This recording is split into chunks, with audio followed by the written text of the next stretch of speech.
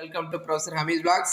After a long time நம்ம இப்போ வந்து physics related videos +1 +2 10th physics related வீடியோஸையும் நம்ம போடணுன்ற ரெடி ஆகிட்டோம் ரைட்டுங்களா. So students subscribe professor Hamees vlogs for future updates related to physics right. So let us get into the first unit quantization of சார்ஜுங்கிற டாப்பிக்கை பார்க்க போகிறோம். குவான்டைசேஷன் ஆஃப் சார்ஜ்னா என்ன உங்களுக்கு ஏற்கனவே தெரியும். சார்ஜ்னா என்ன? பாசிட்டிவ் சார்ஜ், நெகட்டிவ் சார்ஜ் ரைட்டுங்களா. ரைட், இப்போ பாசிட்டிவ் சார்ஜ் நெகட்டிவ் சார்ஜ் இந்த மாதிரி இருக்குது சார் அப்படின்னு சொல்லிட்டு சார்ஜ் பார்ட்டிகல்ஸை பற்றி தெரியும் உங்களுக்கு. இப்போ நான் என்ன பண்ணுறேன், ஒரு மெட்டாலிக் ஷெல் வச்சுருக்கிறேன், ஒரு மெட்டாலிக் பால்னு வச்சுக்கிறேங்களேன் எக்ஸாம்பிளுக்கு. Metallic sphere, okay sphere, metallic sphere வச்சுருக்கிறேன்.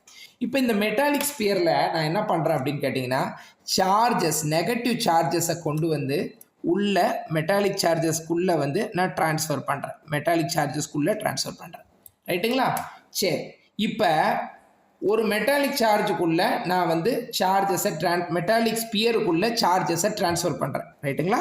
சார்ஜஸ் ட்ரான்ஸ்ஃபர் பண்ணுறேன். ட்ரான்ஸ்ஃபர் பண்ணுறதுனால என்ன ஆகும், இந்த மெட்டாலிக் ஷெல்லானது என்ன ஆகும் அப்படின்னு கேட்டிங்கன்னா, அப்படி என்னாகும், ஒவ்வொரு ஒரு சார்ஜ் பார்ட்டிகல்ஸ் பாசிட்டிவாக இருக்கலாம் நெகட்டிவ் இருக்கலாம். இப்போ நான் நெகட்டிவ் சார்ஜை உள்ளே ஃபீட் பண்ணுறேன். அப்படி பார்த்தீங்கன்னா கொஞ்சமாக என்ன ஆகும் அப்படின்னு கேட்டிங்கன்னா, எலக்ட்ரான்ஸ் அப்படி போய் அந்த மெட்டாலிக் ஸ்பியருக்குள்ளே போய் உட்காந்துக்கிறோம். சரி, இப்படி போய் உட்காரும். அது ஓகே, அது காமன் தானே சார்? எஸ் காமன் தான். ஆனால் அது ஒரு மெட்டாலிக் ஸ்பியருக்குள்ளே எவ்வளோ சார்ஜ் போய் உட்காந்துச்சு, எத்தனை எலக்ட்ரான் போய் உட்காந்துச்சு, எவ்வளோ சார்ஜ் போய் உட்காந்துருக்கு, ட்ரான்ஸ்ஃபர் ஆகிருக்கு, எவ்வளோ எலக்ட்ரான்ஸ் ட்ரான்ஸ்ஃபர் ஆகிருக்கு, புரியுதுங்களா. அப்போ எவ்வளோ சார்ஜ் பார்ட்டிகல்ஸ் எவ்வளவு அப்படின்னு நீங்கள் கேட்டீங்க அப்படின்னா அதுக்கு பதில் சொல்லணும் இல்லையா. ஒரு மெட்டாலிக் ஸ்பியரில் எத்தனை எலக்ட்ரான் போய் உட்காந்துச்சு அப்படின்னு சொல்லணும் இல்லையா. அப்படி சொல்கிறதுக்கு தான் அப்படி எவ்வளோ குவான்டிட்டி ஆஃப் எலக்ட்ரான்ஸ் உள்ளே போய் உட்காந்துருக்கு மெட்டாலிக் ஸ்பியர்லன்றதை நம்ம டிஃபைன் பண்ணணுங்கிறதுக்கு தான் என்ன கொண்டு வந்திருக்காங்க அப்படின்னு கேட்டிங்கன்னா, குவான்டைசேஷன் ஆஃப் சார்ஜ்னு சொல்கிறாங்க. குவான்டைசேஷன் என்னது, எவ்வளோ சார்ஜ் வந்து அந்த மெட்டாலிக் ஸ்பியருக்குள்ளே ட்ரான்ஸ்ஃபர் ஆகிருக்குன்னு சொல்கிறதுக்கு பேர் தான் குவான்டைசேஷன் ஆஃப் சார்ஜ். நீங்கள் எக்ஸாம்பிளுக்கு போய் பார்த்தீங்க அப்படின்னா, ஒரு கொய்யாப்பழம் வாங்க போகிறீங்க ஒரு கடையில். நீங்கள் போனோன்னே எப்படி கேட்பீங்க, 1 கிலோ கொய்யாப்பழம் கொடுங்க. அப்போது குவான்டிட்டியை மெஷர் பண்ணுறதுக்கு கேஜிங்கிற அளவு இருக்குது.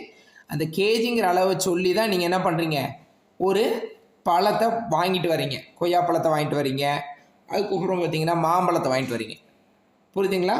ஸோ இந்த மாதிரி பார்த்தீங்கன்னா ஒவ்வொரு குவான்டிட்டிக்குன்னு ஒரு வெயிட் இருக்குது இல்லையா. ஒவ்வொரு குவான்டிட்டிக்குன்னு ஒரு யூனிட் இருக்குது ரைட்டுங்களா.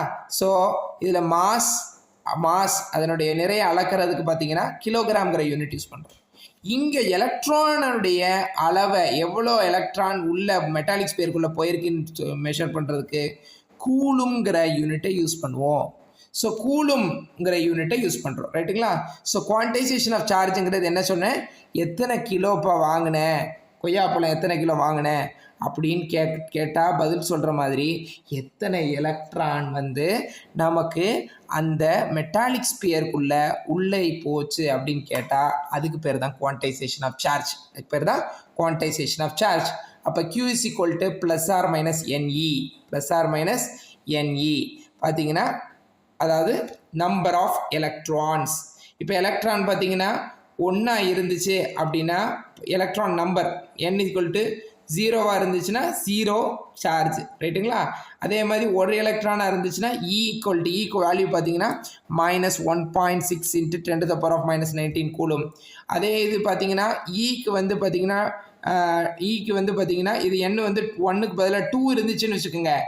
N வந்து 1க்கு பதிலாக 2 இருந்துச்சுன்னா ஸோ -1.6 -1.6 அப்போ -3.2 × 10⁻⁻19 கூலும்